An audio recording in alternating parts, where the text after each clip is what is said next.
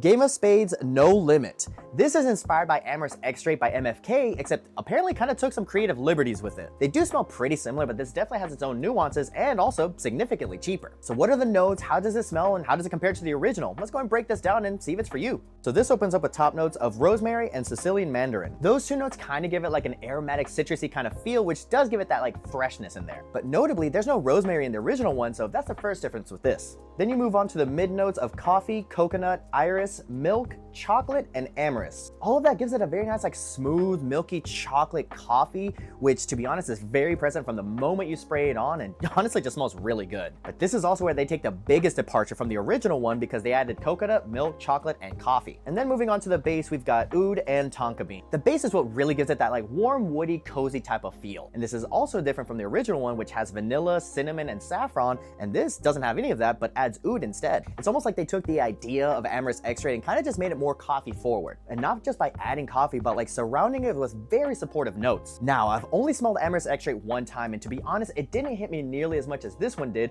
but I also think it's mainly because of the coffee in this. What can I say? I'm Colombian. I'm kind of addicted to it. Coffee just be smelling good out here in the streets. But overall, what you get is kind of like a sweet, woody coffee with like a nice aromatic edge to it, which yeah, it does smell unique as it sounds, but in a very good way. This is definitely more on the mass appealing side of things and something you could realistically wear pretty year round. Maybe not in the hottest of summer days, but definitely summer nights. As far as the quality, unsurprisingly, it is pretty high quality. Joe Milano does not mess around with that. And considering the quality level is pretty much on par with the original one, which is like hundreds of dollars, and this is under $100, this is kind of like the better option in my opinion. So if a more coffee forward version of Amorous Extrait sounds good to you at like a fraction of the price, or if you really like that whole note breakdown, like that just really speaks to you, I highly recommend looking into this one. And like and follow for more fragrance content like this.